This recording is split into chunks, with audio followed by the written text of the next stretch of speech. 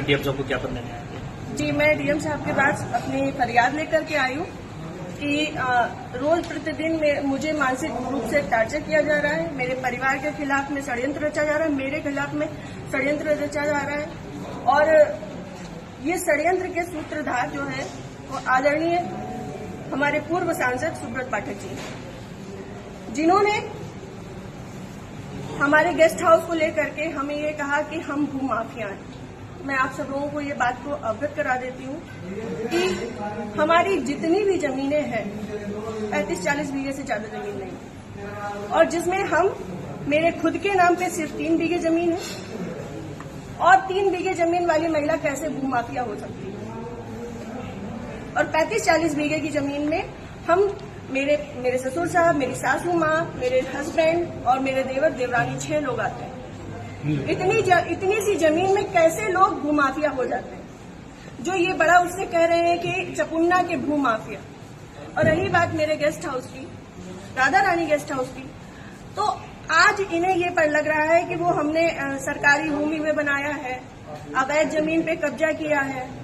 तब क्यों नहीं लग रहा था जब 5 साल से उसी में दावतें खा रहे थे, भारतीय जनता पार्टी की मीटिंगें कर रहे थे, हमारा पैसा खर्च करवा रहे थे, रोज मीटिंगें हो रही थी, तब क्यों नहीं ये आपको लगा था? आप पूर्व सांसद के ऊपर एक आरोप लगा रहे हैं। बिल्कुल, आप भी बीजेपी के कार्यकर्ता? मैं बीजेपी की कार्यकर्ता हूँ और बीजेपी में ही काम करती हूँ शुरू से लेके लास्ट तक। जब तक मेरा जीवन मुझे अलाउ करेगा, जब तक ये कन्नौज के नेता मुझे सहज भारतीय जनता पार्टी में रहने देंगे, तब तक मैं भारतीय जनता पार्टी की ही सदस्य हूँ। पार्टी में आपने इसकी उच्च पद पे लोगों से शिकायत की है? मैंने ये इस विषय के बारे में यहाँ से लेकर प्रदेश अध्यक्ष तक को सबको सारी बातें पता है, और आज से नहीं पता है, ये पिछले 2 सालों से पता है। मेरे पिताजी, मेरे ससुर साहब, मेरे हस्बैंड, हम सब लोगों के लिए हत्या तक का मतलब षड्यंत्र रचा जा चुका है, और विगत के चुनाव के निर्णय के बाद ही रचा गया। पिछली 4 जून को रिजल्ट आया है, पिछली 3 जून को ये हमारे गांव गए थे। हमारे गांव जाकर के इन्होंने, हमारे राइवल्स हैं जो, उनके घर जाकर के इन्होंने 2 घंटे की बैठक रखी जिसमें षड्यंत्र रचा गया।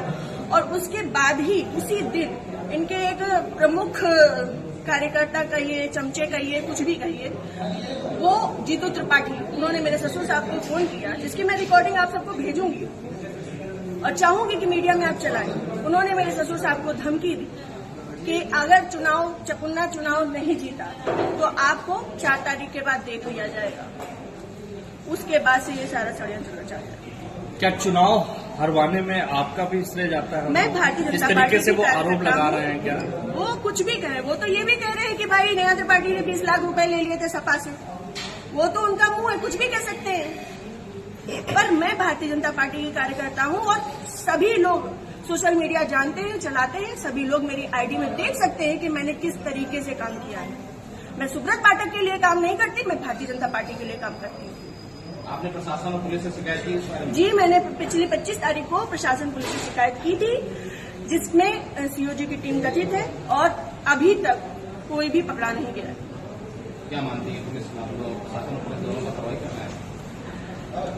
संभवतः हो सकता है, क्योंकि जिस हिसाब से अब दिन बीतते जा रहे हैं तो मेरा भी सब्र का पैमाना टूटता जा रहा है, और मुझे, मेरे परिवार को बहुत ज्यादा खतरा है इन लोगों से जो हमारे दुश्मन हैं।